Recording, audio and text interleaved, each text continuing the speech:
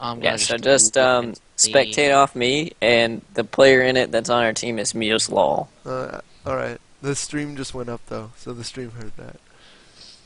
Good Hello, be alright. Anyway, everyone. hello Welcome. everyone. Welcome to Game Analysis Night here on Tower Dive TV. Well, no one's joined yet because the stream came up physically about 10 seconds ago. So I Well, don't. I've literally sent less than 1,000 frames. Okay, now that's not true anymore because it just breached 1,000. But point being,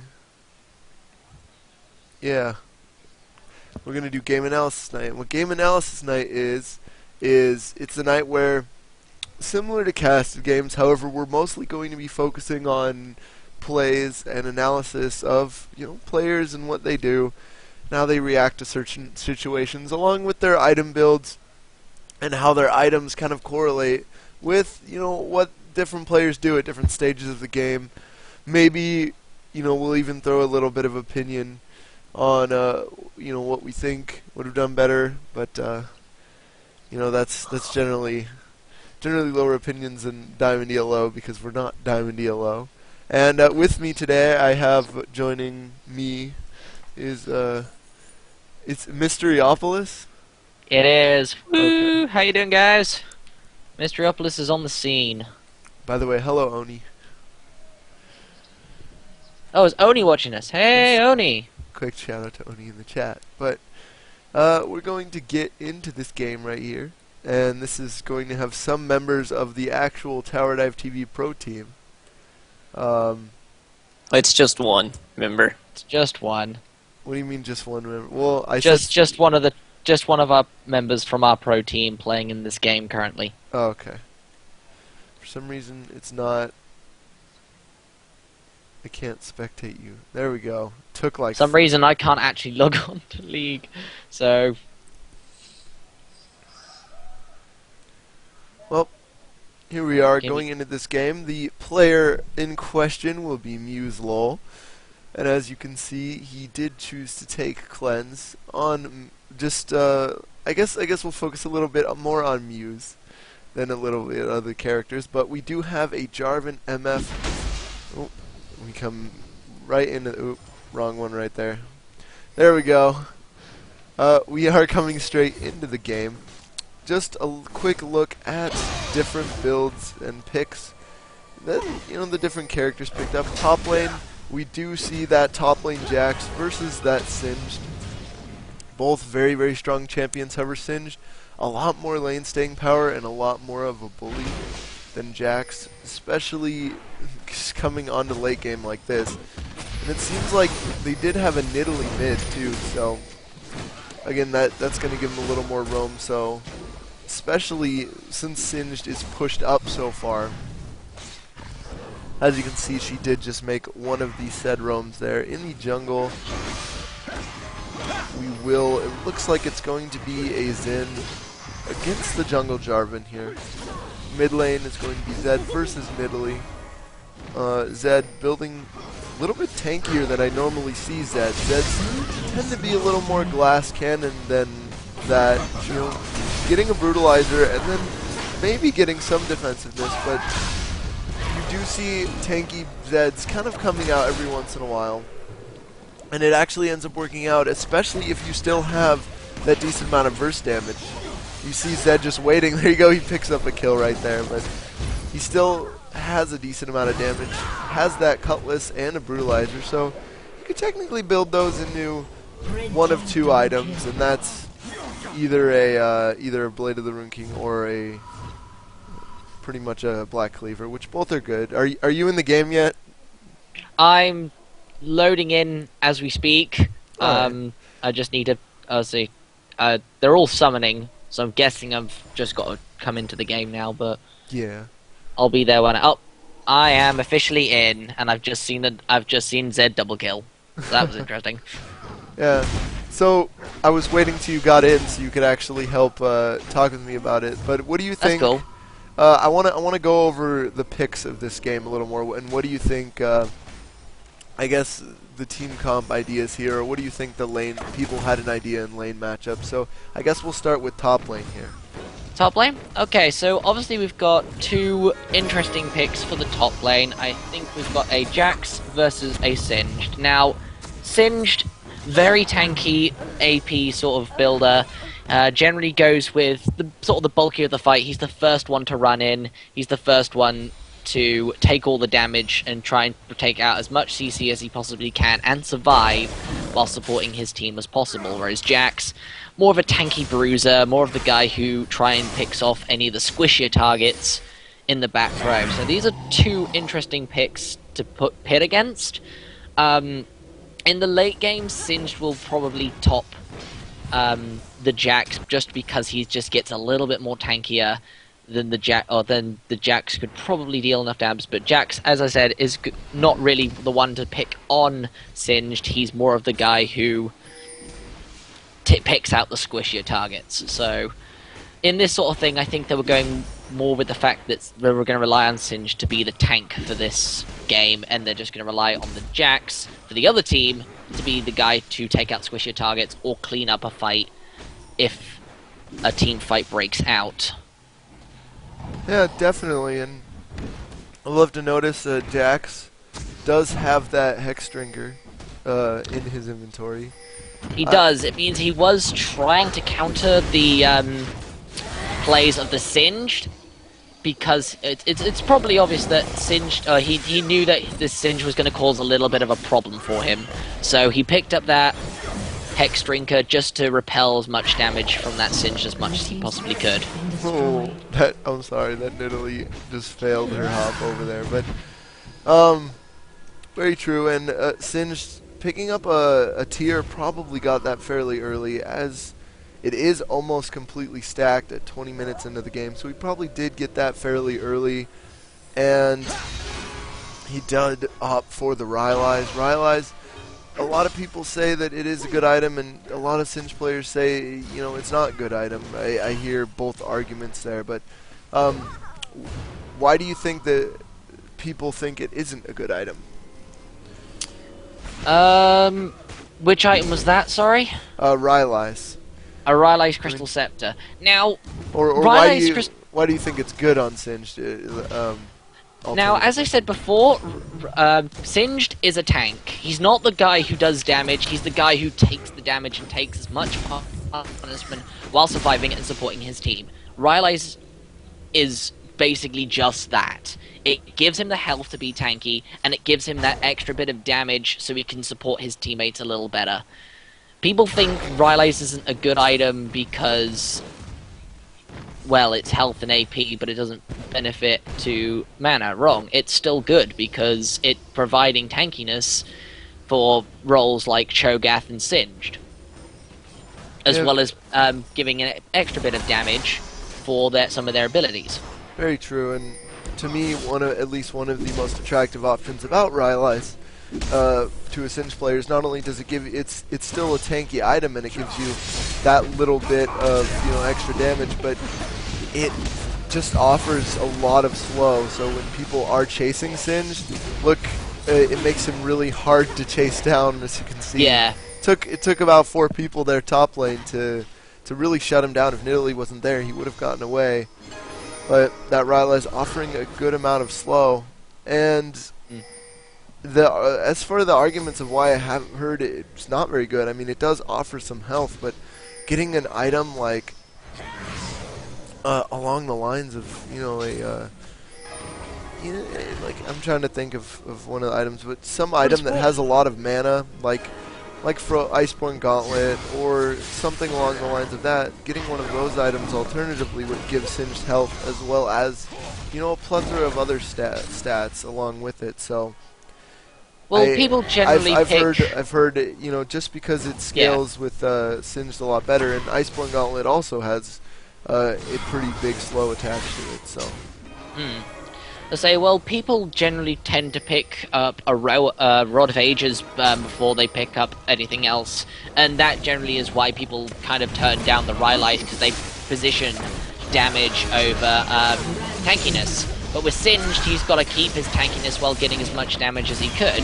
So, having a Rylai's on a Singed isn't that bad, because it's providing him with extra tankiness, and it's providing him with extra damage for his abilities. Very true. And now, Team's turret has been destroyed. moving on from top lane here, because this game starting to tilt a little in the favor of the red team, I've noticed. So I want to make sure Yes. we cover. I want to make sure we cover everything, and then maybe talk about the game a little I bit will. and where we Yeah. think this game kind of shifted over. And so I want to move to the jungle here. Looking at the jungle items right away, I do have to say that I do believe that, you know, I didn't really see at what point in time this Jarvan got his wriggles, but I definitely like what Xin Zhao did a little bit more. I think it was Saint Vicious that said on one of his Jungleology videos that if you cannot get like a wriggles by like 6 minutes, it's completely a gold inefficient item and you shouldn't get it.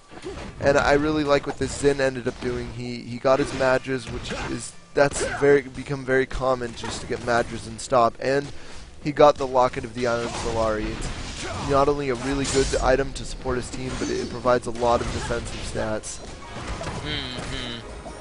I see a lot of lockets on Xin Zhao, and it's, as you said, it provides a lot of tankiness, it provides utility for his teammates as well, and it's just a good item on Xin Zhao at the moment, provided with the extra bit of damage he can do.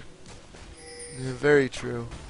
And Jarvan does look like he is going for that Rune King blade, the Cutlass, and I doubt he's going to build that in a Gunblade, so I'm just going to assume it's going to be a Blade of the Rune King.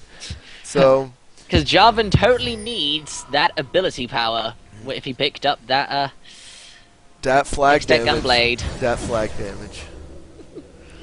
But, like I said, he seems like he also does have that Kindle Gem, could be looking to build that into a Locket a little bit later in the game. So we'll have to keep an eye out for that, see what ends up happening there. And now I think, but I think both junglers are equally strong right now, I'd have to say. I totally agree. Both junglers seem to know their characters quite well. You've got Jarvan here, who has picked up his Wriggles, he's picked up a Merc Treads, and as you said, he's picked up that Kindle Gem. I would have liked to have seen Jarvan have a bit more tankiness on him, rather than going for all the damage items that he's got at the moment. I know a lot of Jarvans do a lot better when they're a bit more tankier than they are, and as you can see in this fight, for example, he is very squishy, and he's going down quite quickly, and for a Jarvan, that's not really great. Yeah, But- very, very true. As Jarvan, you just want to be able to kind of sit there, kind of sit on your opponent, and really just be a disruption. And after your initial burst, if you're squishy, you're not going to survive very long. But It's just... I just wanted to see maybe a little more tankiness on Jarvan. I understand that he has picked up that Kindle Gem, but he just seems to be building a bit too much damage for my liking at the moment. I feel like he doesn't have too much damage, but he should have gotten like a Giant's Belt or his Locket first. That's why I really like Yeah. how, like, look at Xin Zhao. Red team's turret has been destroyed. He is now going for that Rune King, but he picked up the Locket first, and as you've been seeing in these last few team fights, that really kind of gave him a little more survivability in those fights. And oh, I was hoping to see Tristana fall right there, like just killing each other. That would have been great. Triss knew what she was doing, sadly. Yeah, But shall we move on to the mid lane? yeah. In the mid lane here, we have an AP Nidalee versus an ADZ. An ADZ with a very, very...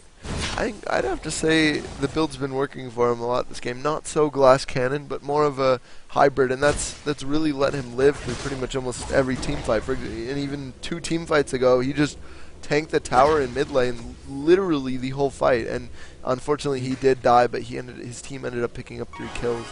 So ultimately, that was a big positive. Yeah. Zed have seen quite a common pick in the mid lane at the moment because he is pretty much one of the anti-APs along with Kha'Zix and Talon.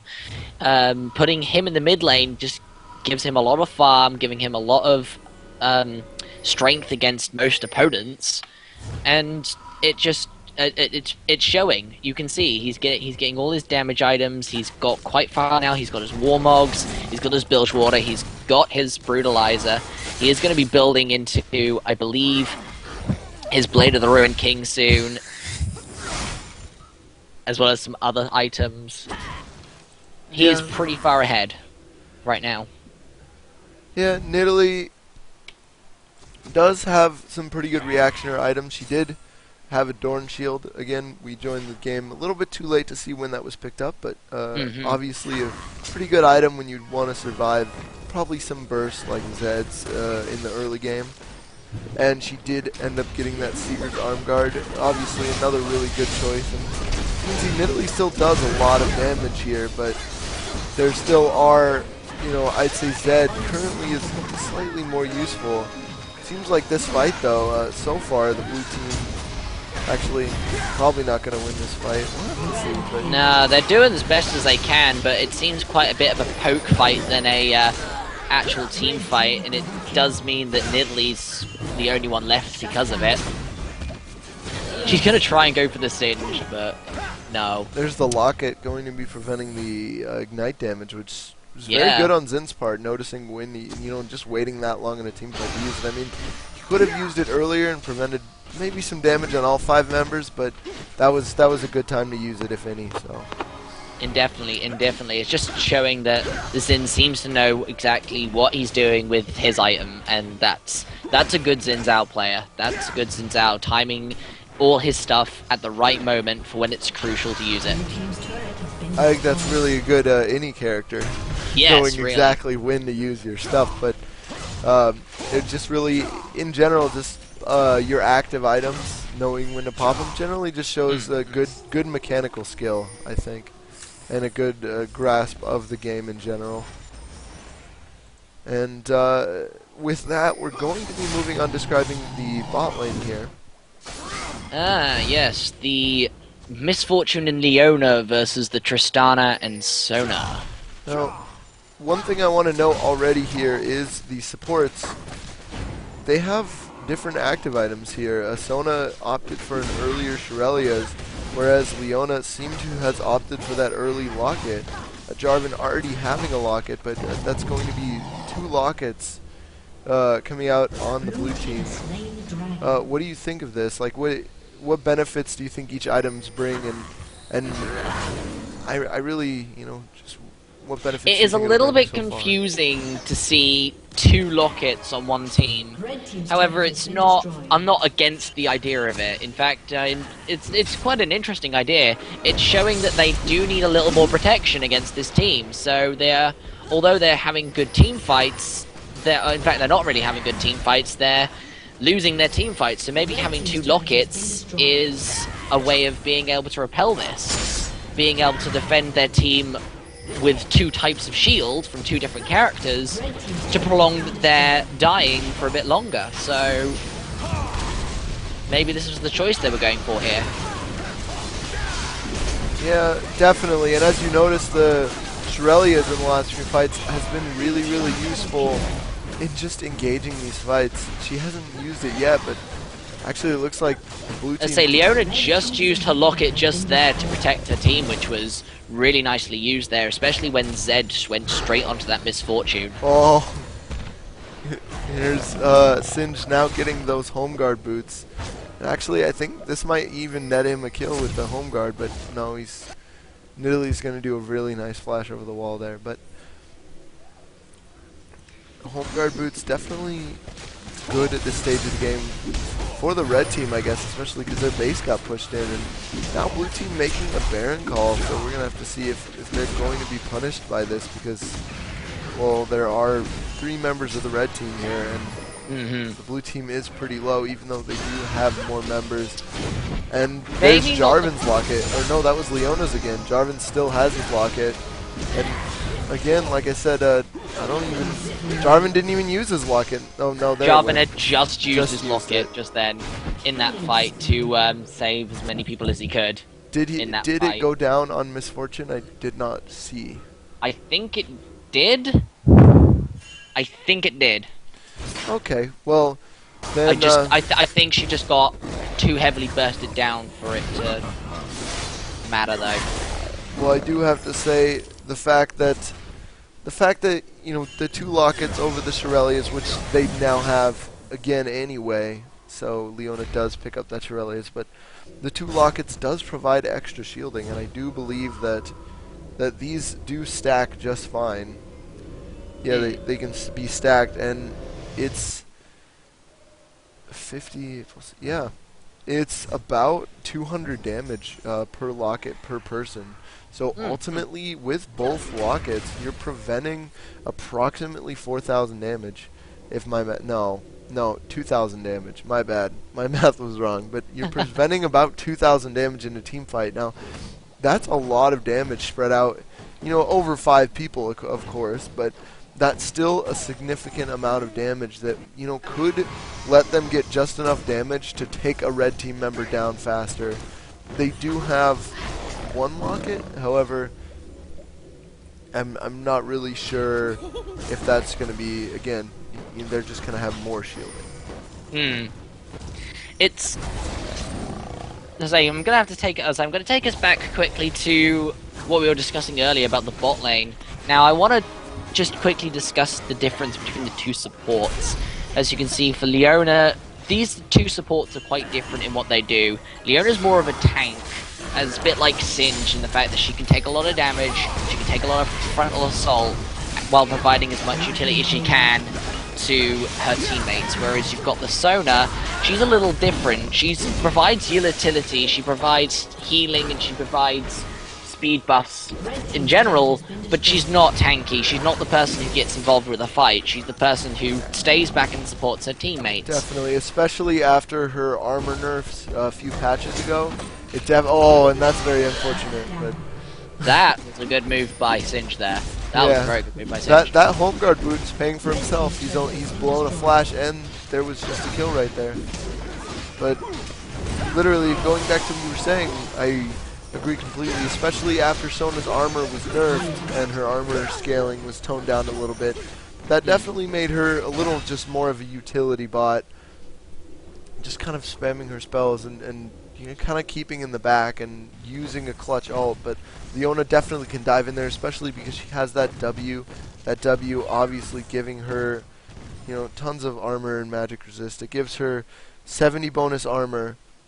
Well, that's up, and that's, to me, is a lot of armor, especially with as we've been seeing. We've seen a lot more AD just in general in the meta lately. We've had more AD mids, we've had more AD bruisers used. APs are seen less and less frequently, other than the powerhouses like Nidalee or Rumble, Akali. Yes, we've seen less traditional AP carries. It is becoming a shame, actually, to see, because, if people don't know, I'm more of a mid-lane champion, and I've always preferred and loved the AP champions. It's a shame to see that the AP champions are starting to lose their touch a little bit, and just... You think that APs are nerfed, like AD carries are nerfed to into the ground too? It's kind of unfortunate how AP mids, well, they're even almost worse than the state AD carries are in right now. But AD carries also very, very weak right now. Season 3 took a lot of their power away, and again, I was a main AD carry player right now, and I don't even like to play AD carry anymore, really, because it's just not satisfying anymore. You don't do any damage. It's becoming to the fact where I've been seeing in ranked games even full teams of just bruisers, and they are winning. Now, this, for league terms, is really not good. Especially with the fact that, as you said, AD carries are getting nerfed, and AP carries are getting nerfed. If it takes an entire an entire bruiser team to win, it's getting a little ridiculous now. And it's just a shame. It's not even that AP carries were nerfed, but right now bruisers are so strong that they can pretty much dive the AP carry and make him almost useless.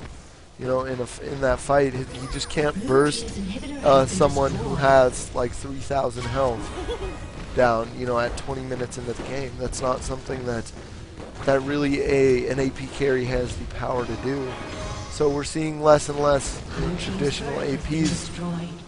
One reason we see a lot of Nidalee still, and Nidalee is one of those champions we see a lot of still, is because Nidalee is focused mostly on poking, and you don't need a hard engage. Poking is prolonged, and it really makes the fight last for a long time, which really means that you don't really need to have a lot of burst damage as an AP carry. You just have that, you know, you just have that long range damage that you can keep laying on over a few seconds, you know, or like 30 seconds or so.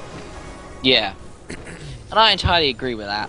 And it's just disappointed me that Riot has not resolved this yet. But hey, this is just another hot fix that Riot needs to sort out, and eventually they will. Well, I mean, if one thing good came from it, one, despite all the things that have come about in Season 3 and all the flaws, the one thing that I was really glad Riot did is they added lots of choice into the game. Yes. Almost anything will work right now. You know, there are certain things that are better than others, but almost anything will work and can work. And, you know, like, you don't even need to run 80 carries anymore. As an 80 carry, you have a little more item choice with what you buy. I mean, just take a look at this game. Tristana has that Eye Edge, has a Phantom Dancer, and that Blade of the Rune King, which, and that Last Whisper. Misfortune, almost a completely different build, and it's just, I really like the fact that they added so much choice and so much more decision making with which characters you pick and how you build them. And I think that in that way, League of Legends Season 3 was a pretty big success because it just gave more choice. You know, it's no longer. Oh, I entirely agree with you. The options for what characters can pick now is so vast now. It's you don't have the same build every game anymore. If you play the exact same champion, your build is always constantly changing to try and either countermeasure the other team or improve your damage or tankiness or whatever against the other team. The amount of items and different ways of being able to build just one character is really... I really liked seeing that change in the league at the moment. Now, one thing I do have to mention here is that Blade of the Rune King is pretty good against very, you know, high health targets. It does a lot of damage, but I do not think that Blade of the Rune King is necessarily good paired with another attack speed item. Just because of the fact that Blade of the Rune King, as you notice, it gives 25 attack damage and some lifesteal. And it does, you know, offer a lot of utility against targets like that, but you know, and against high health targets. But it's essentially Blade of the Rune King, if you buy it, is your replacement for your movement speed item. Whereas Tristana did get that Phantom Dancer, and she still does a lot of damage. But if she had gotten a Bloodthirster or another item in that place, I just feel like that's a better build because you not only have the attack speed to go off of, but especially your Tristana, you can max your attack speed really easily because you have a 90% attack speed buff. I think maybe Tristana utilized more of the fact that she was utilizing doing damage over lifesteal maybe. And maybe that last item that Doran's blade there, maybe that was going to be for maybe a Bloodthirster or something. Yeah, it's very true. And now we did see the purple team did take the victory there, and I mean the kills were pretty close. Gold, we do see that it started. You know, like the gold is in the right place. If you stare at the purple team, look at the majority of their gold on their team is in the hands of both the carries, and that's exactly where you want it to be. But you also see it spread out. The gold has really, really big spread, as in you see, 16k gold on both Tristana and Zed. Singed does have about 14k, and you know, other than the support, Xin has 12k, which not too far behind. But as we see on the other team, Misfortune and Nidalee had tons of gold, despite the fact that they were losing tons of gold compared to the rest of their team. They had 3K more, so they really didn't have as even of a gold distribution. Maybe not, but it's more as the reason they may have not had as much as a gold distribution is because maybe they weren't up to as much gold as the other team, and maybe that was because they were losing the team fights and losing members of their team quicker than the red team was. Okay, I want to address some before we continue doing that. I want to address some questions some of the chat had. First of all, Okay. Muse Lol was the only person who is on the Tower Dive TV team. The team Tower Dive TV. So Muse is pretty much the one who was the only one. That neither of these are pro teams. I'm pretty sure it was it was either just a warm up normal or like a ranked game. It says normal, but I'm not sure if that's just a glitch. And to answer your question, Oni, I'm not sure why Jace bot isn't being picked more. I think because Jace, in the way you play him in his lane, he does have a lot of poke, but Jace, the way you win a lane with Jace is you jump at them, you hit them with your hammer while your electricity field is on, and then you smack them away. And that's the disengage, and they can't really do much about that, and you do that until you're ready to all in them. And Jace, when you build him as an AD carry, just doesn't have the same. I guess you could say he just doesn't have the same bruiser survivability, and an AD carry would. Most AD carries outrange him, but I feel like an AD carry would be able to just beat him out, especially with the right support, or if they ran a kill lane. I really don't know. Jace is a really strong pick, so I really more think it's just people not playing Jace. I think I kind of know the answer to this one, so I'm going to give my input on. Field it, Chris. Jace is not really picked as a bottom carry because Jace is more better as a 1v1 champion. He doesn't really do well in a 2v2 lane because he's got to take out two people, and okay, he's got the support of another person, but he just does better as a 1v1 in the early levels. He doesn't do too well with 2v1 on him. He's got a lot of range in his attacks. He's quite good at I wouldn't say a smacking lot people. of range. He's got range. Well, he's got range and he's got melee attacks, being able to switch between the two. But he's better at doing that against one person. He's not very good at switching targets. He's not very good at dealing damage to two different types of people as other AD carries are. So to answer your question, Oni, he's just better as a bruiser than he is as an AD carry. He's just better at 1v1ing a top lane, or in fact being a jungler in smacking people down through ganks, than he is being a AD carry burst shot guy who would probably get taken down by three people ganking him. Yes, Sly, he can have a support. The other reason I don't think you see Jace is, again, Jace is really good in a 1v1, but like I said, his trading, the way he wins lane, is by engaging and disengaging very fast. Another thing is Jace, he is very, very good in poke comps. This might answer your question a little better, Oni. Jace is very good in poke comps. Like, very specifically. Like, it's really strong if you have, like, Jace, Nidalee, and, like, some other really poke-heavy ADs where you just siege a tower and you just do damage. Things like that. Or, like, maybe with a jungle Kha'Zix or something.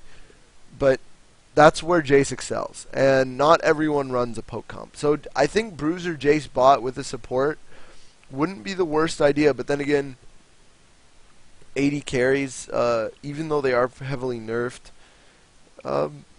I think it'd be better to run like a double Bruiser, or if you did that, you might have to run an aggressive support like Leona. That might work. So I think that'd be something that you could even try, or maybe I'll give it a try at some point. But I'm not the biggest Jace player. I just know how his kit works because I have a lot of friends that are huge on Jace. Have we got any more questions from the stream chat? Or is that it? As far as the meta goes, I think it's just all over the place. I really like playing AD carry though. It just isn't satisfying anymore. That's why I play people like Pantheon and Rammus, because one, Rammus is just Fizz Jungle. What do you think about Fizz Jungle, Mysteriopolis? Fizz Jungle, he is doable. He is very doable to do a Fizz Jungle. He has good games. He is very good ganks. He can clear jungle relatively quickly. His trident deals quite a bit of magic damage. I've been playing Fizz actually a lot recently, in the fact of he is just really good at the damage output he can do, being up there, I think kind of with just lower than Akali, I think, in his damage. Just a little bit slower in the damage he deals. But Fizz is capable of jungling. It has been shown before. He is, as I say, good ganks, good at clearing the jungle, just an overall good person, or good champion to play in jungle. Almost everyone, I feel, is capable of jungling at this point. Oh, entirely. Because of what Ryan did, but we're talking about viability here, not ability. He is very viable to jungle, I feel. He's very viable to jungle. I've seen it done before. I've seen him do really well before. What do you mean, why do I sound hesitant?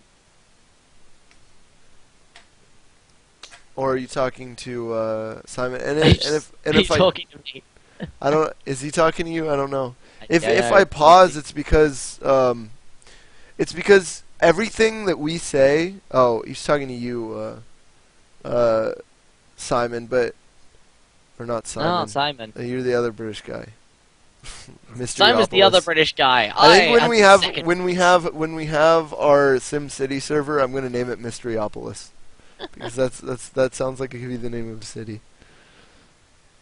Oh dear. It's mostly because of the fact of I might be able to answer this. Go ahead. Go ahead. And you can tell me, let me know how I do. But when we speak, when you guys ask us questions, we do have a chunk of knowledge that we get from watching pros play, because we watch a lot of games and we talk a lot about a lot of games. We also play ourselves, so we generally get handles on champions, what works, we see what doesn't work. Unfortunately, what we say is only an opinion. Especially even if you listen to someone like Saint Vicious or something, what they say is purely opinion. And that doesn't make it correct. What we say is we're giving you our take and what we think is good, and we can try to support it with, facts and things in the game and math of why we think it's good, but that still doesn't mean we're 100% right. Like, it all comes down to opinion, so if we sound hesitant, one, we might be thinking of a reference, or in the other case, everything we say, we want to try to formulate it as much as possible so that it's not, like, super definitive, because, again, we are not we are pretty much not the final deciders on what is good. Like, did I answer your question, or did I pretty much answer that guy's question for you, Chris? I think that's a. It's an What's acceptable. our opinion on AP Shyvana? I have no clue. You field this. I've never played or seen AP Shyvana. Neither have I. AP Tristana is a monster. Let's see. AP Shyvana. Now, a lot of us, I'll say, pretty much all her skills are based off AD. So an AP or health even. So an AP Shyvana is very awkward to play. In fact, it's probably not even viable at all because there's probably just, I think, one or even none abilities that sort of scale with AP. So no, Shyvana is not really a good choice. It comes down to the scaling as well. Let's look up her AP ratios. I'm gonna get this up. I'm gonna get this up on stream. Let's get to League of Legends wiki. I was not the League of Legends wiki. Oh, let's see. Shyvana, where are you? Here you are. Alright. So, we got Shyvana here. Put this here. We got Shyvana. And as you can see, let's see, her first ability, Twin Bite, doesn't really have any AP scaling. Yeah, doesn't really have any AP scaling. And I mean, it does reduce the cooldown, but no. Second ability, Burnout. Also no AP scaling. Her Burnout, her speed ability is all based on... It does magic damage, however it's based off bonus attack damage. So... Yeah. So, The only abilities that scale off AP is Flame Breath and the sort of the bonus damage you get on Dragon's Descent. So as we can see, her Flame Breath, it does... Let's see. It unleashes a fireball that affects the first enemy target, dealing magic damage, reducing its armor. So it reduces armor. So that's one reason right there. It shows that Shyvana is pretty good at AD, and it has a lot of utility. And magic damage, it says that does flat magic damage. It has 60% scaling, so that's not horrible. And then her effect says that, or her passive, pretty much says each auto attack that hits the debuff target will deal 15% of the ability's magic damage as an additional magic damage. Which, so you can see it's right here at level, if you maxed it first, so by level 9, you would have 39 plus 9% of your AP, which isn't good scaling at all. But, I mean, I guess that'd be about... That means each auto attack. I mean, you could keep up with your Burnout. So each auto attack would technically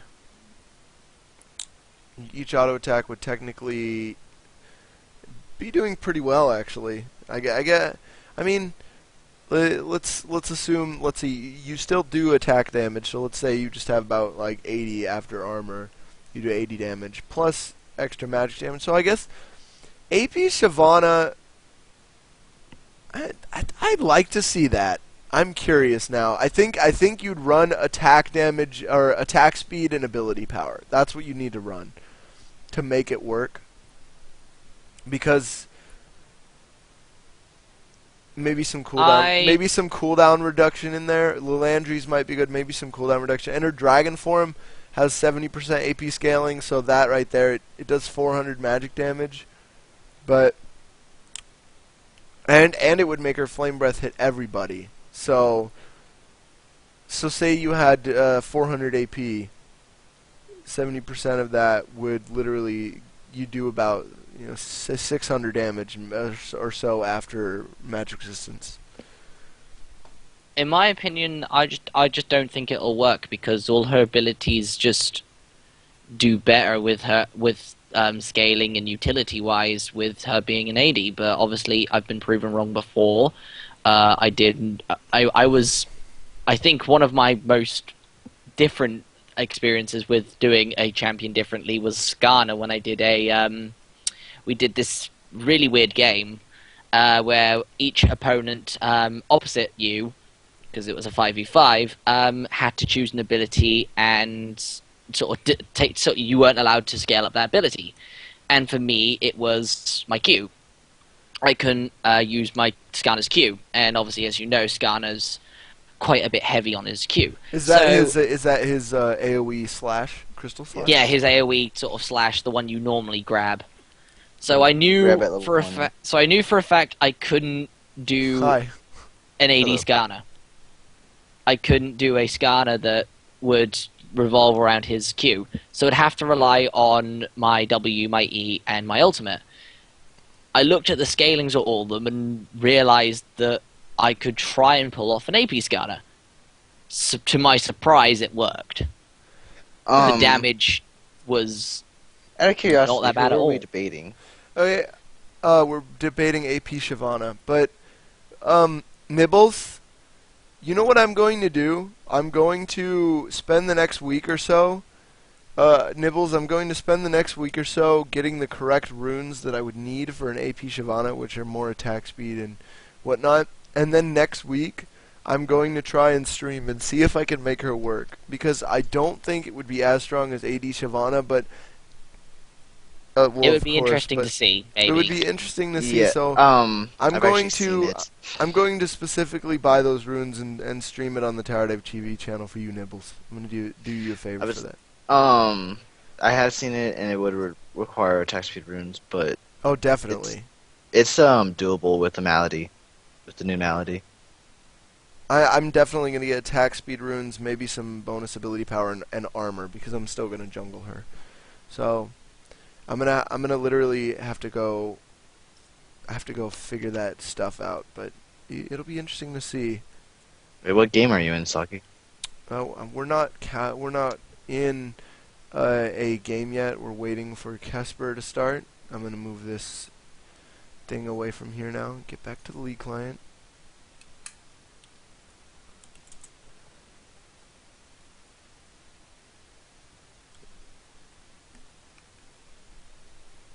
So, just remember, guys. While we're, I guess, in the little break, just remember that you can like and follow Tower Dive TV stream right here. We do stream daily content around from anywhere from 5 to 6 p.m. Eastern time every Monday through Friday, and we have our tournaments on the weekends, and those are always really good with a lot of really good games. Who ended up taking it this last week? Do either of you know? I don't remember it off the top of my... Well, before that, Ichigo, and then even before that, Nerve Gaming took it. So, Am I meant to be coming into the game with you, Soki? nope, you can just spectate off me. That's fine. I'm just wondering. Yeah, Is all. we're still waiting on the game to start. But Okay. as I was saying, again, we do daily content as well as other streams randomly late at night. So that's always fun. If you just give me 2 seconds, I'll just be right back. Alrighty.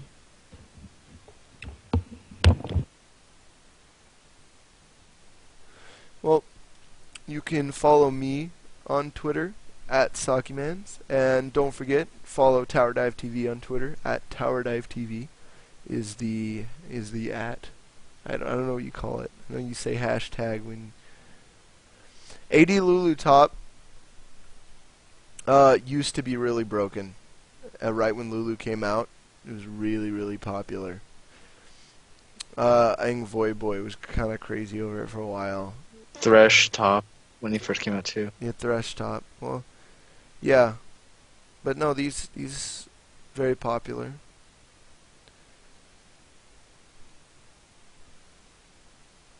But I remember when Lulu first came out. I've been playing this game since Xin Zhao's release, which was a long, long time ago.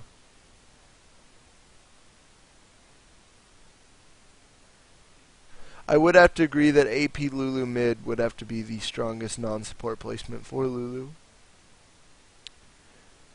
Dignitas, I'm sure, took a tournament off of someone playing AP Lulu. Lulu's has a very, very good kit for a lot of different things.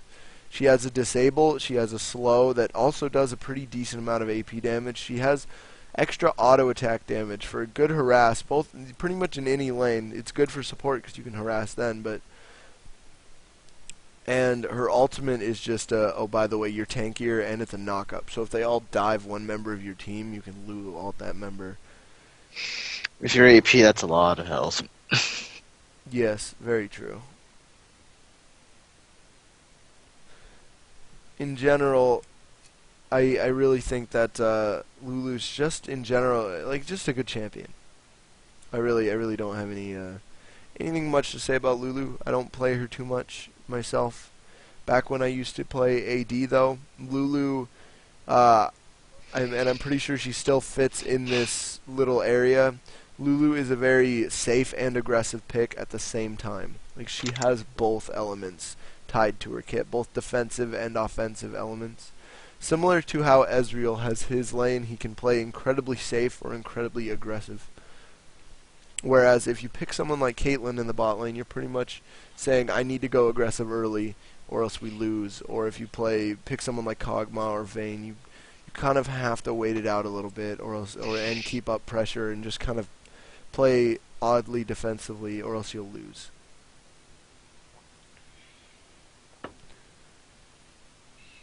And I'm back. Welcome back, Mysteriopolis. Thank you very much, Mr. Soggy Mans.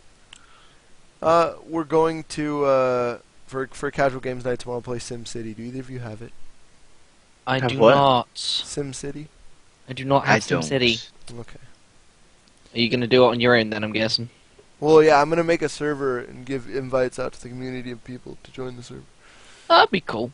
And the Sounds server's awesome. ever so functioning. You don't need to hold it or to have it. So. That's cool. All right, Nibbles. And thank you for the information, Casper.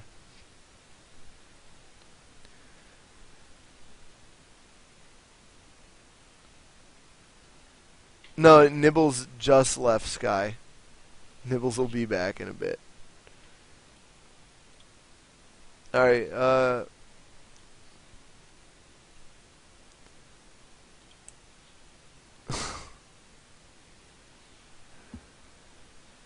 Alright, it looks like we are all ready to go here, and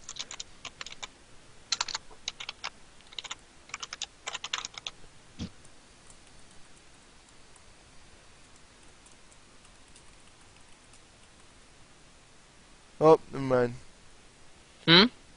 Alright, we're gonna be getting into the picks and bans right here. Just gonna ask.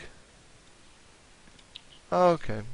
I'll be watching the stream, so I can kind of see what kind of picks and bans they're all gonna do. It looks like we have. A team. We're going to be watching a game called between two people, Team Summon, and an unknown team. I've been told by Casper. This team currently has no allegiance or name, so it's TS versus unknown. Is the thing. I might have misquoted earlier when I did say that Muse was on the Tower Dive team, but it might be. I'll say this is the Muse was part of the Tower Dive Pro team. Correct. Yeah. I don't know if he still. I don't know if he still is. I don't know if this is the pro team itself. We'll just see. It is Team Unknown at the moment, for now. Which unknown? There are lots of them. Exactly. But going on to the picks and bans, we're already seeing Kha'Zix, Shen, Hecarim, Jarvan the Fourth, and Xin Zhao already been banned there. Now, I noticed Kha'Zix being banned a lot. What do you think this is, Soggy? I think Kha'Zix or Kha'Zix. I don't know. I took your accent on there for a little bit. Kha'Zix really has. He has a lot that he's good at. He's good at bursting. He's good at engaging and disengaging, and he's also good at chasing. And not to mention, he's got some pretty mad poke if you just really, if he specs into it, which most Kha'Zix do. And I just think he's generally just a really strong and safe pick because he works with not only a lot of different comps, but he's very powerful, and he still retains a lot of that burst damage that some champions now lack a little in Season 3. one thing they have to know is Jarvan, Xin Zhao, Hecarim, Shen, and Singed all banned. Pretty much we're seeing all banned bruisers right now. Back in season 2, you did see a lot of bruisers banned, but you would also see a lot of supports being targeted too. You don't see really as many supports being targeted for bans as much. You still see the occasional Taric ban, and things like of that nature, but you tend to not see them as much anymore. You tend to see Jarvan banned because Jarvan really just has, well, one thing I'd like to note about all these champions is the champions, at least Kha'Zix, Shen, and Jarvan, can be played in all sections of the map. So by picking something like Kha'Zix, if you were to pick that, that is not an indication of what lane he's in. You don't know if he's jungle, you don't know if he's mid, and you don't know if he's top. So it's just a very versatile pick, like I was saying earlier. Not even before the game even starts. Yeah, I have to agree with you on those points. Kha'Zix is a very versatile champion. He can go in 3 different places, and he has a lot of poke, and as well as being just hell of burst damage as well. It's not the damage output that Kha'Zix can do at the moment is pretty nasty. Now, obviously, we're seeing some typical bans as well. Shen, always pretty much see him in a banned list. If he's not, it's probably because. Oh, please, Rammus, please, Rammus, don't go back.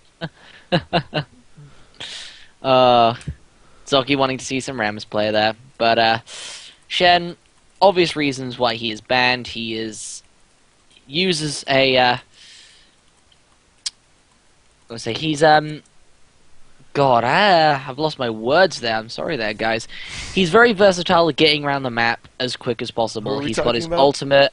I'm talking about Shen at the moment. Okay. One of the why he is banned. He's very mobile in his moves. He's got his ultimate to be able to get into the fight quickly. He normally picks up a teleport to split push and then uses his ulti to get back into the fight later as soon as they engage. He's very mobile. He's pretty hard to deal with as well, so he's banned for just those reasons. Jarvan the Fourth, one of the strongest junglers at the moment, no question about it. So that's probably why he's banned there.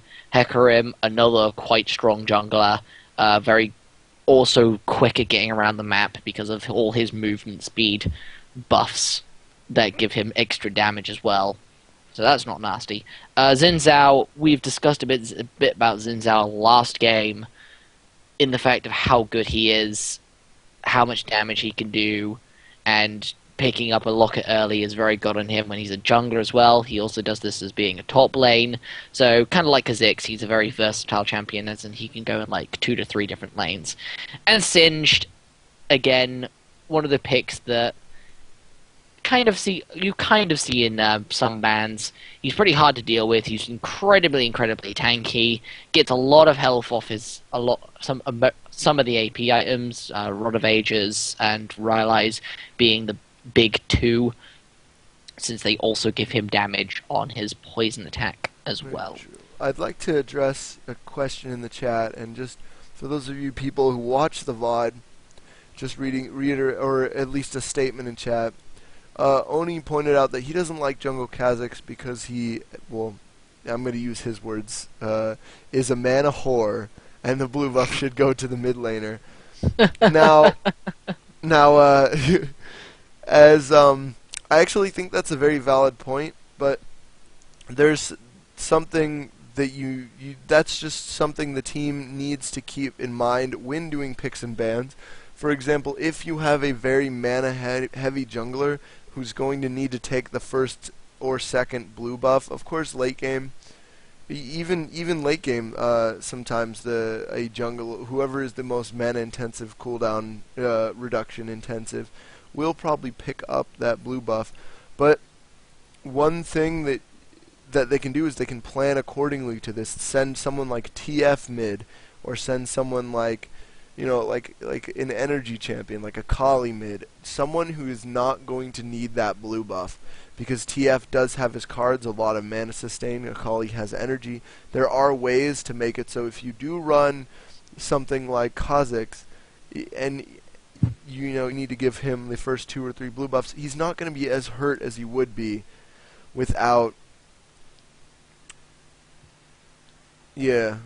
something like that, like Katarina or Akali or Twisted Fate, someone that can sustain their own mana. For example, picking a Nivea, whereas picking a Nivea or a Swain, you're pretty much going to need to get that mana. If you don't, it's not going to happen. It's pretty much, it's pretty much just going to go on top of what Socky Man said. If you know one of your junglers going to pick a Mana Horus champion, just get your mid to go a not as Mana Horus champion as you would want to have. So, obviously, Akali, Katarina, and Kennen are 3 good examples. Also maybe pick a champion that doesn't often need the blue buff as much as, like, another mana-hungry champion would. So, Kha'Zix is a good choice. Swain is also a good choice at these 2 because they can replenish their own mana. They don't need... the blue buff is nice for them, it's a bonus, but they don't need it because they have passives that replenish their own mana for them. Very true. And just looking a little bit at the team comps here. Looks I was like going to say, maybe we should get a little bit into the team comps rather than like the bands and stuff. So, what we've got here at the moment are, we've got our team set up. We've got Lee Sin and Nasus in the jungles. We've got Sona and Varus bottom versus, I believe it's Misfortune and Nami. We've got Renekton in the top lane versus, I believe it's Elise. Swain versus Twisted Fate in the mid lane. And I've already said the jungles, I think, Lee Sin versus Nasus. So, how do you think each of these lanes will do? We're going to start with the jungle. We'll start with Lee Sin versus Nasus. So, what are the pro points about these 2 junglers? Well, Lee for being in the Sin jungle? obviously is very strong jungler, very fast, and has a lot of early game pressure. He really just he's one of probably the top tier junglers still. I'm not sure, I don't really read jungle tier lists all that often. I really should, but I think in my book he's one of the stronger junglers still, because not only does he have lots of mobility, but he is incredible. He has decent clear time, and he has decent ganks. So I really think that'll definitely give him an edge over Nasus, who is a little slower, and unlike in the top lane, he doesn't really get that chance to farm his Q up as much. And I know that's really not his biggest, thing. Farming your Q isn't not the end of the world. The average Nasus jungle, at least from what I've seen, usually starts Spiritfire, so they don't even start with Q at level 1. And the Spiritfire, what that does is it allows them to reduce the armor of the enemy creeps, and it just overall does more damage to a camp than Qing every 4 or 5 seconds would. So, in the jungle, I'm going to have to give the early game to Lee Sin. However, Nasus does scale very high late game, and he's pretty much going to be able to, slow Varus or Lee Sin in a team fight and negate a lot of the damage that they would do. Also going to be very, very good for picking off certain people. So you think he's probably picked more for his utility than he is probably for his damage? Definitely, and because Spiritfire does have that armor reduction, he does have that attack speed slow, and his ultimate does do a pretty good amount of damage, actually. If you've seen what they did to change Nasus's ultimate, I will bring up the exact numbers in a bit, but they made Nasus's ultimate a lot stronger by adding some significant damage to it. And just to pull that up real quick, now that we are finally in the game. I am now loading in, so... Oh, sorry about that. Well, oh, yeah, you're right. You go viewers. straight ahead. Pull it up for the viewers. His Storm now deals 3 plus a certain percentage. Why are you switching on me? Go back to the dog. Yeah, plus enemies max health. So you deal deal percentage of max health each second, not even current health, max health. And it also converts into bonus attack damage. So you can have a maximum of 240 bonus attack damage, and that counts on each person. So say you have max damage, and sorry, almost went into caster mode, not analysis mode. But Fury of the Sands, as you can see, 30 seconds does until minions so spawn. much damage. If you're in a team of 5 and you have your ult active and your ult is ticking away on 5 people, that's over 1,000 attack damage that you just gained, on top of your Q strikes and your armor reduction with the Spirit Fire. So that's what they ended up doing. That was one of the buffs they made to Nasus to make him a little bit stronger. But still, his early game is a little bit slower than Lee Sin's. So we're bound to see a little more early game pressure, I think, coming out of him. Some nice points there on Nasus and some nice points on Lee Sin there. And I have to agree with you. I do give the early game to Lee Sin just because he is just so much more as a threat as a early game jungler right now, being able to gank down to pretty much level 2, give a level 2, even a level 3 gank. Heck, he can probably do a level 1 gank if he has the right mobility to do it. He's just better at doing a level 2 gank. I'm going to move us to the top lane now. We've got a Renekton versus Elise. Now, these two I kind of pretty much know, especially Elise. I have played a little bit of Elise in the past. Elise has got a high amount of burst damage, but is incredibly squishy, as she is an AP. So she will probably have to pick up a couple of, maybe one tanky item to stay in some fights if it's getting to that sort of time of the game. But for early game wise, she's going to be incredibly squishy, so she's going to have to dodge that Renekton as much as possible and just try maybe in the last hit, maybe pick off with some her range attacks and try not to get too close to the Renekton. And there's that aggressive Lee Sin I told you about, doing lots of damage there, and yeah, almost was probably going to be a kill right there. Unfortunately, TF did flash that stun, but his flash is already down. And again, Nasus did just walk into the mid lane, preventing Lee Sin from doing anything else. But like I said, he really needs to farm and get some items and get some tankiness before he's super effective. And back to the top lane, I think Yes. Renekton versus Elise will be a very interesting matchup to watch. It's not a matchup I see that often, and I want to go to caster mode so much, and that was pretty good. Sorry, whenever I pause, it's because my mind suddenly It's starts. because you're watching another part, and you're probably watching the fight going on, and I understand, don't worry. My mouth wants to start spitting out words. I'm getting excited. Your mouth wants to do play-by-play, but really you have to do game analysis. Oh, Ooh, that was lovely. I can do both, and very nice by Renekton there. As we saw, Elise, just like what you were saying, she just wasn't able to survive the burst, and she didn't really stay back far enough from Renekton. This is what I mean. If you get caught, Elise early on is incredibly squishy, and she does not stay back from Renekton, she's gonna find herself dead, and that's basically what has been displayed right here. She did maybe overstepped a bit too far. Renekton just went straight in for her, stunned her, started doing all the damage to her, and she fell because of it. And it looks like blue team starting off with a fairly good start. Lee Sin applying a pretty heavy amount of pressure, and actually, I wonder if Swain's going to get out of this. Again, that Nasus slow is so powerful. He's just taking a lot of damage there. And again, like I said, Nasus, as you notice, it took him quite a few hits, even though he was only at 2 bars. But, I mean, that slow, you just can't get out of it. It's too powerful, slow. Gonna move us.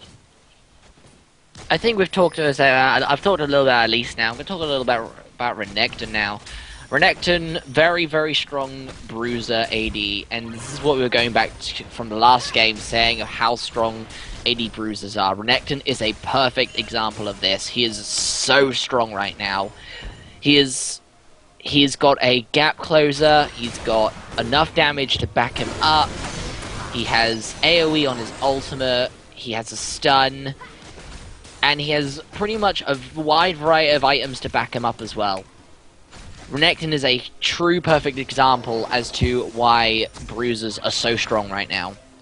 Being able to burst down that Elise that close to a turret as well, and being able to survive as well, is one feat as well.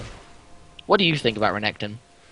I think Renekton has a lot of strength, and he has a lot of dive, so he kind of has a really nice place right now in this this bruiser, bully around the AD carry and the AP mid, and then bruisers fight to the death. But I think Renekton is in a pretty strong place, and I think the fact that it looks like he might be turning that into an early Hex Drinker will, put him in an even better place, especially against this Elise, who he just did First Blood. So I think an Elise itemizing fairly well also, but that's once you get behind in top lane, it's just incredibly hard to catch back up.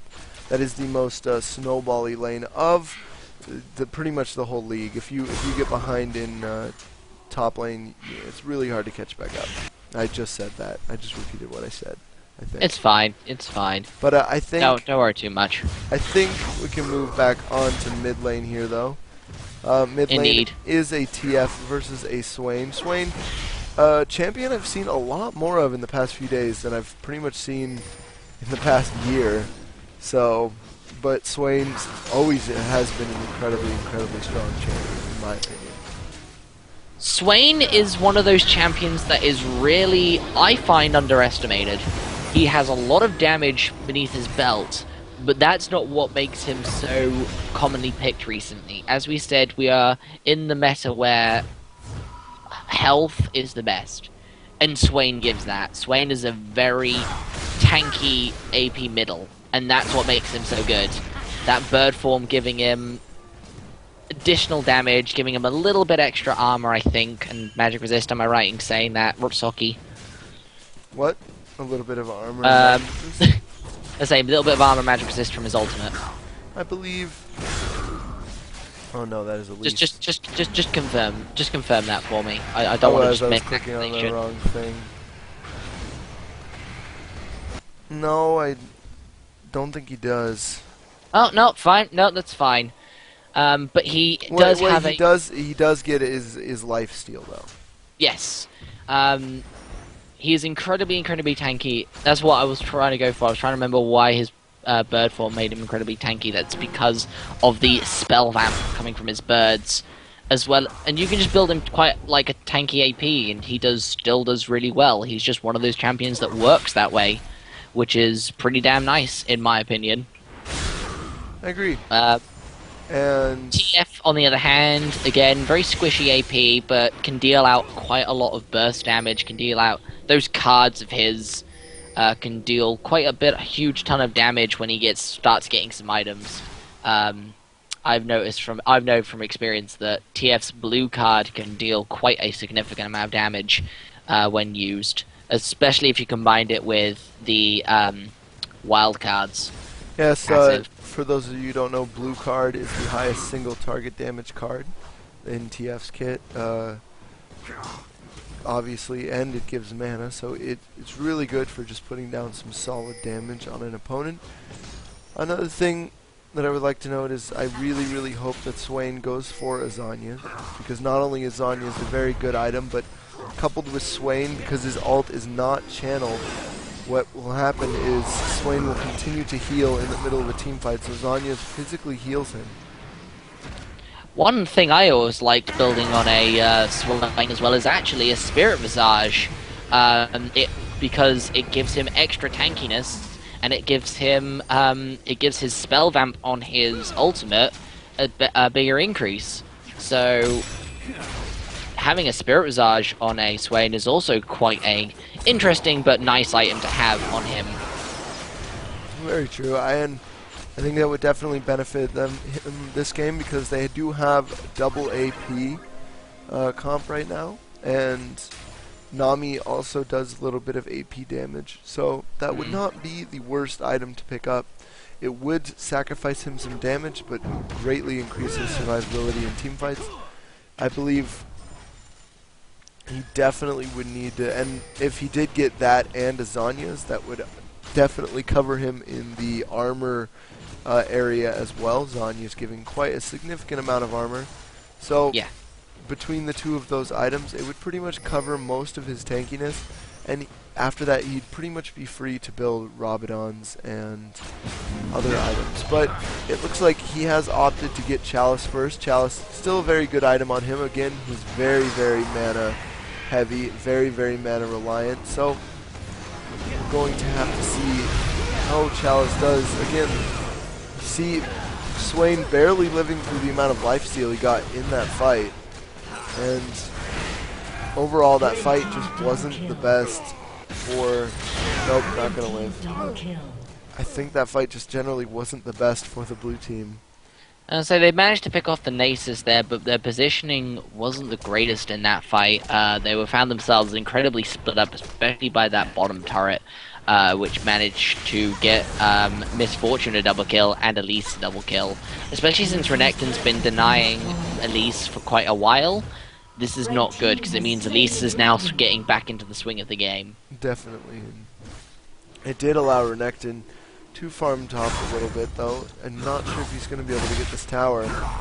But we do see that they did get a tower and a dragon out of it, so that was very unfortunate on the side of Team Unknown here. That is unfortunate, but what can you do? You just have to keep trying and keep going and see what you can do. Renekton's going to make it out of this one, and Elise is going to keep farming top for now. So Swain, getting a build that I used to see a lot on Swain. He's going to be getting a Chalice and then a Roa. Early Roa is pretty good on Swain. Again, it gives you a little bit of tankiness, more survivability to just stay in fights, and a big chunk of mana, because again, Swain uses so much mana, and he's really going to need not only a big mana pool to, hold his ultimate, which is just another reason why I think if he turns that Chalice into Ring of Fiends, that would also be a very, very good Swain item. Say, one of the things I've always done if I'm building a Roa, I always try and build my Roa first, or at least try and build my Catalyst first, because it gives me health and mana upon leveling up, it builds into my Roa later, and I like to try and get my Roa as early as possible, just so it can start stacking up, because it is a very good item once it's fully stacked. Very true, but again, Chalice is a very, very good early item. It's taken early a lot of times, especially on more mana-intensive champions like Anivia and Swain. So I personally think Chalice first was definitely a good idea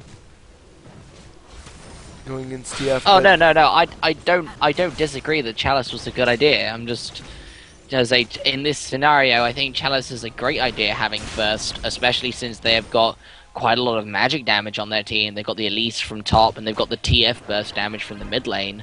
Having a Chalice on a Swain right now, especially since he's a very strong, tanky AP carry, is a very good item for him. Yeah, very true. And alternatively, TF going for that early Sheen, and it looks like he will be rushing his Lich Bane. That is going to help him not only push very fast, but it's going to give him some extra movement speed and quite a bit of damage, as I believe his cards actually proc his Q as well, if I am correct about that.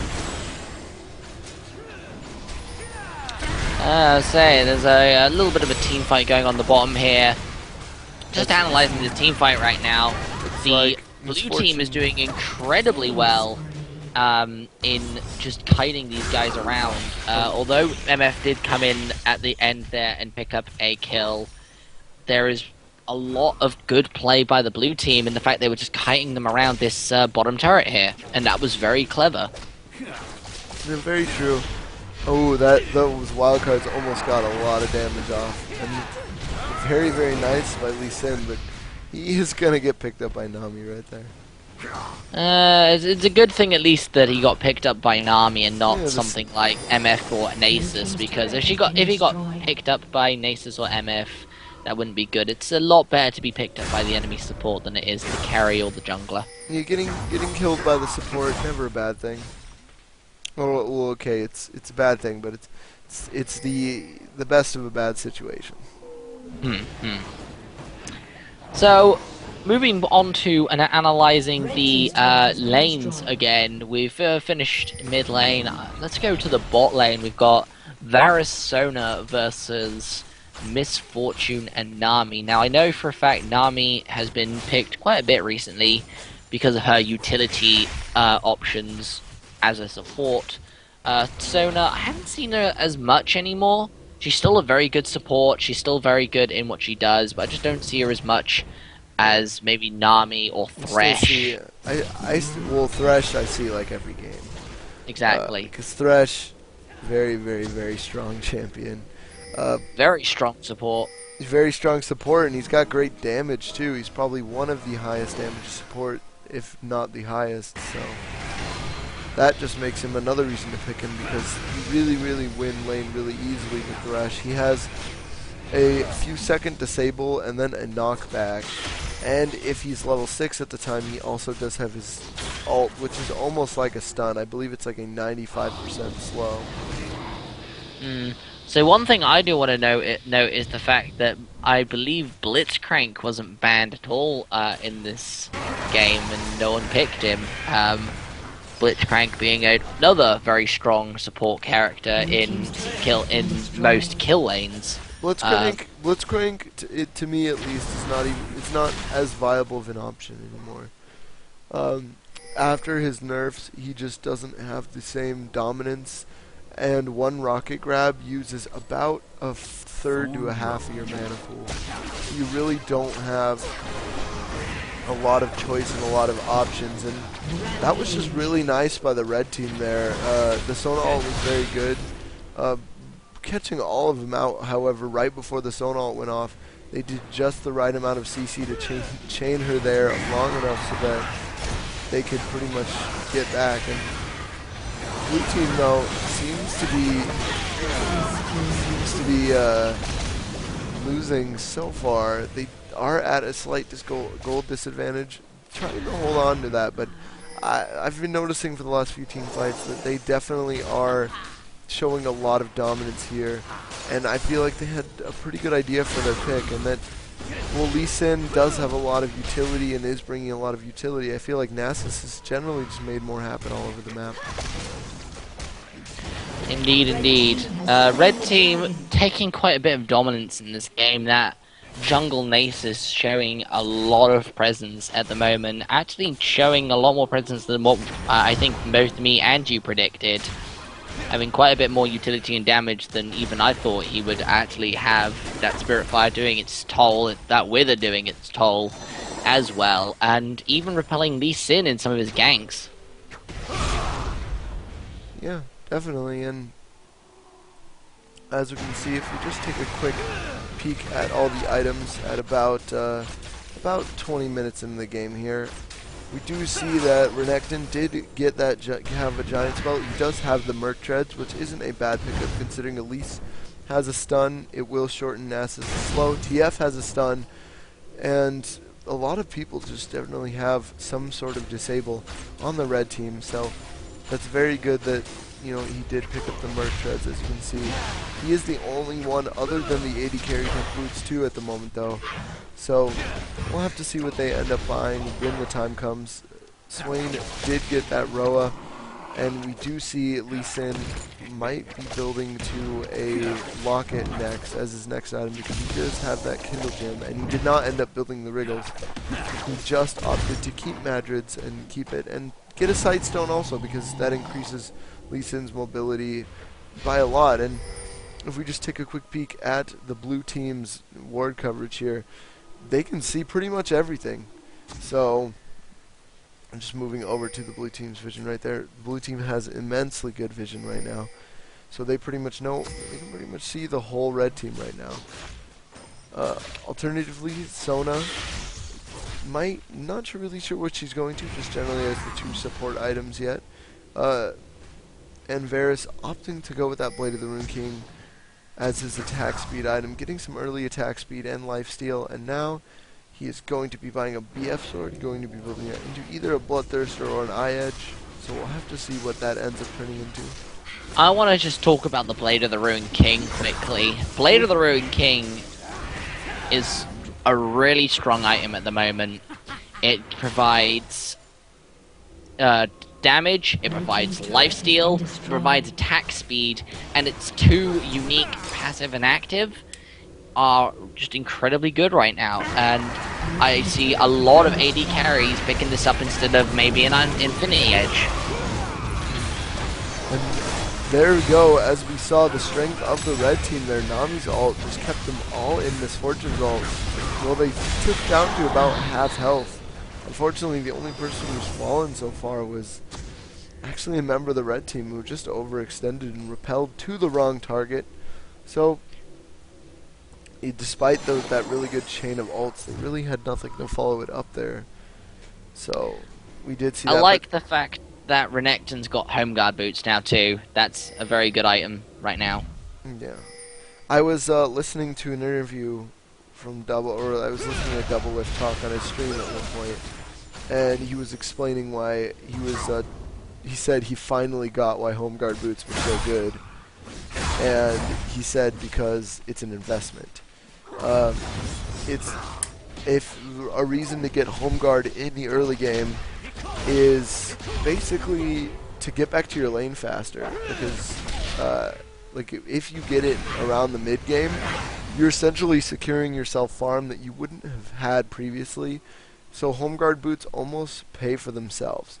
Now, another use for Home Guard obviously is defending your base and turtling, and it really makes it so, you know, once you may have been taken out of the game, you're not quite, you know, out yet, because you can turtle really easily, you have lots of health regen, and just general things like that.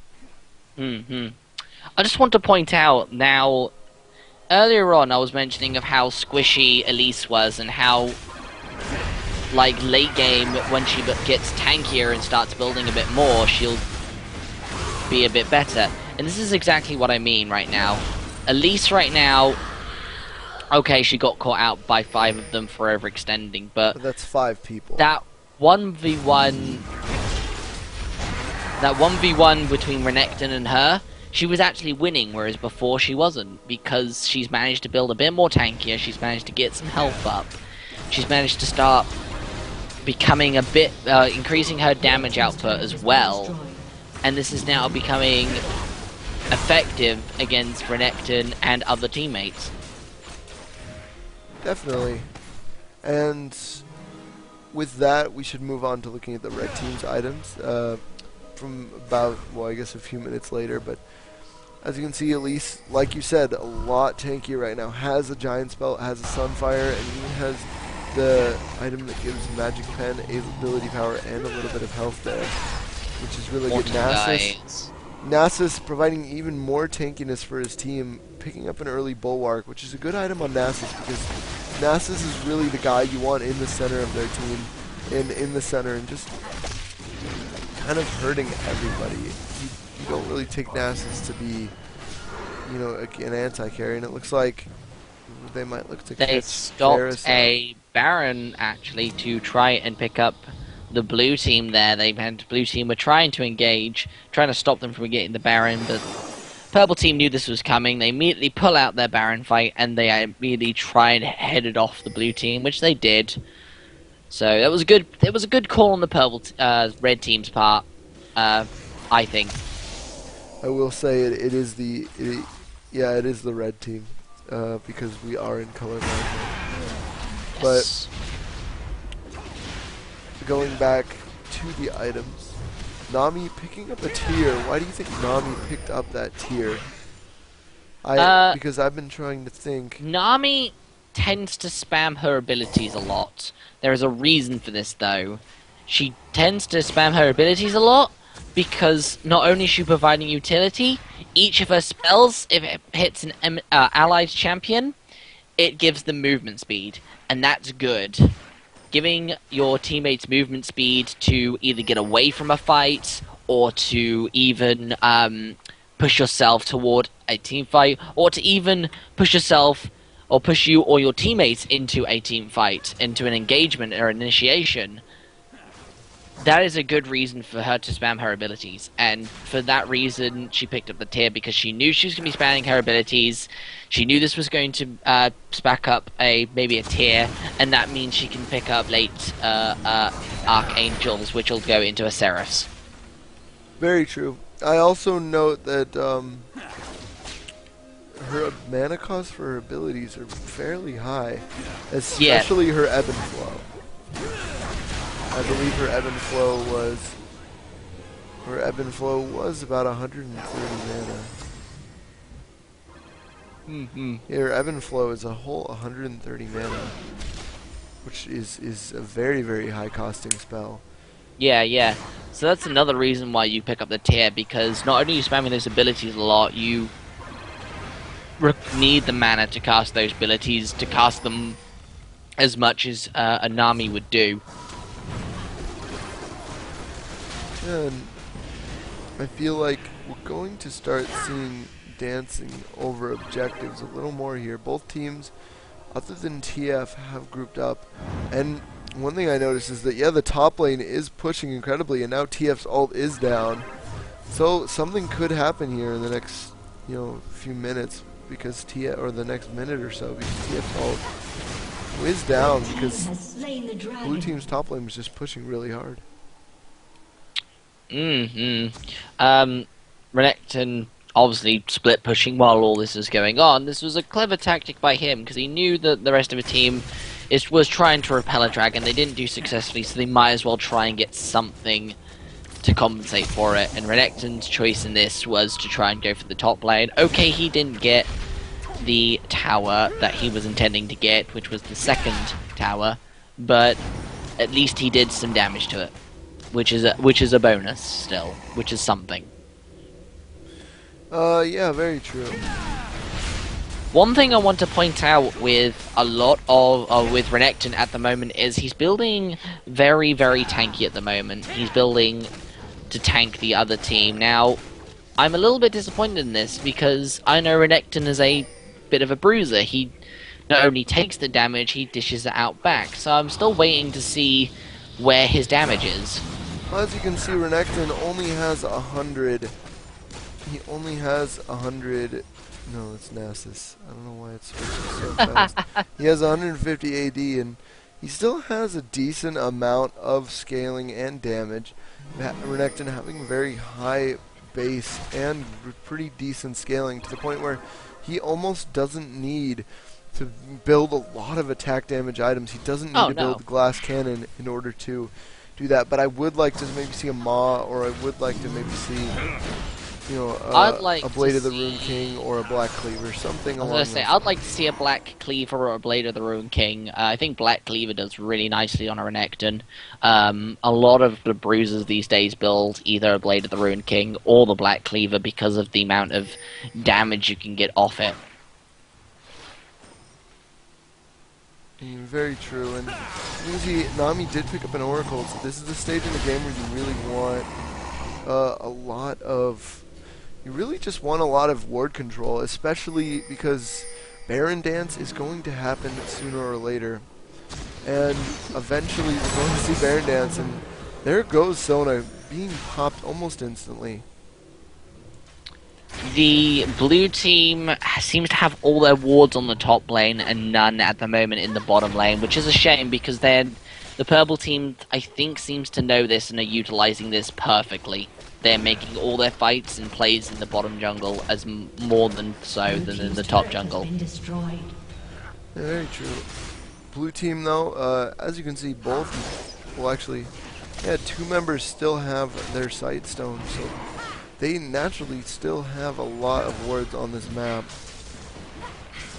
And we're going to have to see if they can keep that vision. Red team has almost the whole bot lane jungle of the blue team warded, so they will be able to see any movement down there. I assume they did this because, again, the Baron Dance is going to happen soon. If they see someone moping around in that jungle, they want to be able to just take Baron. And now it looks like they're going to be able to clear this vision off of, blue team's vision away from Baron as well. So red teams is doing all the signs to set up Baron here, and buying an Oracles is generally something you still want to do around the time that Baron comes up. I want to also point out that the red team has placed a ward just outside the tower range, just outside the base of the blue team, and this is good because the mid lane as well is a great place to put that ward. It's basically allows them to see when the blue team will be coming, and because the middle entrance is the main base entrance for the bases, both red and blue, placing a ward there and being able to see when they're coming in and out is great. I think that Nami's Oracles has already paid for itself. They do have sight stones, so the wards are free to continue to drop. For example, you see Lee Sin there dropping a ward and dropping another ward to get out really fast. But again, that's free wards for them, so they're not losing anything off this. But Nami definitely paid for her Oracles.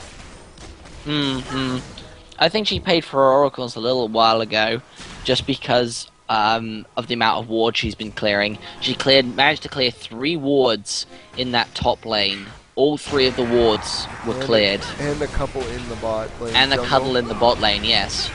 So, I agree to your statement in the fact that Oracles has paid for itself. Yeah, it's like very, very almost necessary flash there by Sona. Would have almost definitely been caught out, and that would have been a tower there. At this point, though, red team looking really dominant. They do have a 10k gold lead, so 10k, you can buy a lot of items with that, and that item advantage is going to start to show over the fact that earlier when they just had a 3k gold lead, 10k definitely a lot more significant. Agreed. What we're seeing here right now at the moment is a very huge poke war. Both teams trying to place a ward on the other side of the wall to try and get as much damage onto the opposing team as possible. Spirit Fire laid down there by Nasus, trying to utilize the Wither by Nasus, the continuous poke from the Elise, trying to maybe set up a stun and ulti as they've been doing quite well for a lot of the team fights, with Nami and Miss Fortune communicating very well between each other in a lot of those fights. I will applaud those two for doing that. Yeah, very true, and it looks like they are just going to be backing off and going to take some objectives. Again, red team playing this very safe. They know that, well, the blue team does have a big gold deficit, but they might be able to come through here. They still do have a lot of power and a lot of ways that they can still win this game. I say it's not. Blue team isn't out yet. They are behind. They're not out. They are at the moment 5 kills behind. They're about 11k gold behind as well, and they're about 4 towers behind. And a lot of the streams and a lot of pros places, and just a lot of the general knowledge is that when you're 10k goal behind, it's over. That's what some people say. I disagree. I still think you can come back from a situation such as this. CLG EU versus Moscow 5 would be a perfect example of that. They came back from a 15k gold deficit. That is a huge gold deficit. And all you need to do is you need to play on your opponent's mistakes and just play really carefully and not make any mistakes your own. And it's very difficult to change that much, but it's still very good. And Sona just face checking that bush. This Sona, Sona's been getting caught out quite a bit, I'd have to say. I'd say Sona has definitely been one of the weaker players on this blue team. She's been at least this game. You can always have you can always have a bad game. I think Sona's been face shaking a bit too much. She's been going in front and trying to ward. She's doing her job. She's trying to ward, but she's warding at a really incorrect time and really incorrect moment in this fighting. She didn't know where any of the other teammates, any of the other team were. She didn't know the Elise was there. The best thing to do was to back out. I watched a video recently based on the fact of being too greedy and knowing when to back out. One of the things they said was, if you don't see the other team, or if you see the other team doing something that may appear to be what in some people class as being stupid, it's most likely because they're being smart. 8 times out of 10, they're not doing this because they're being stupid. They're doing this because they're generally setting something up. Yeah, it's the whole disconnect trick. Pretend you're disconnected. People dive Yes. you at a tower thinking you're disconnected, and then you just bait them. Which was what I mean. At the end of the day, they're probably doing something to try and trick you, and is that situation there pretty much deciphers that. Sona didn't see any of the other team there, so what was the best thing to do? The best thing to do was probably to go back to her base, not ward it, and just, rather than trying to ward something that was pretty much unwardable, just get out of there. And there, again, Sona being taken down there. This time not from bad positioning, we're getting caught out, but just getting taken down from a failed team fight. Unfortunately, that was pretty well played by the blue team. They managed to all get out, and because a few of them have home guard at this point, they are going to be able to, respond to this. We do have 4 home guards, so they might hold this, but the red team looking very strong right now. I'm not sure if they're going to be able to get away from this or survive this fight at all. You did see what one Elise combo did to them. They are trying to do as best they can to try and survive and turtle out, but at the moment the red team is just curving around. They're going around to all the towers. All the lanes have been pushed up. They're just taking down all the towers and all the inhibitors, and that's going to make the red team in a huge advantage to win this game now. It was definitely in there. Was a Shirelia's by Sona wanting to get back to base, and I think this might be game right here. This might be TF doing a interesting really cool pose right play now. by the TF there, but he is going to get shut down there. I think However, at this Nasus- point they're just trolling. Yeah, I think they're just trolling at this point. They know it's game over. They may try and stop this, but at the moment they are just going to... What? What? And they have paused the game. Can you just see who before paused? the end. Does it tell you? Turtle dunks. Turtle dunks. So the enemy, the red team, paused the game, paused the imminent demise. Well, You guys should. If you guys had Nasus selected right now, you could see something really weird. Well, I need to go to work soon, so I think we're going to probably have to call this game as a victory for TS. Yes, I'm going to agree with you on this one. This is pretty much a win for the TS team, I think. Quick, select They're Nasus. already beating the I can definitely see something going on with Nasus. Yeah, just hit the E key if you can. I don't know if it works. But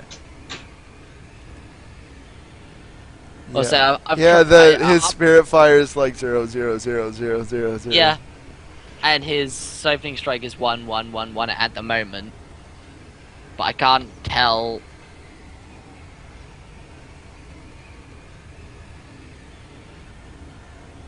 I don't know.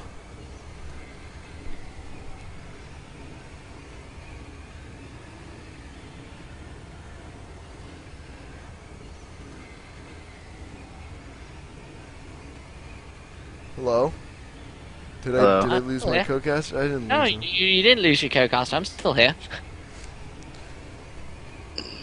Well, Say, I think we're going to end this game because I can't afford to wait I'm around. I'm quite happy for you to call this game a win for the TS team. Alright, well, they're out of game already, anyways. well, thank you very much, guys. That was a very good game, and I hope you guys enjoyed Casted Games, Tower Dive TV. Just remember that like and follow the stream if you like it, or If you want to find out about the stream in another way, follow us on Twitter. We post that, and we also post some funny quotes and stuff from the stream every once in a while. And I'm pretty sure. Also, if you want to follow any of the individual, if you like a particular caster and you want to follow him, some of us actually have our own individual Twitter accounts. Mine is @Mysteriopolis. I'll put it in the chat for you. Sockymans, you got one as well? Can you throw mine in there too?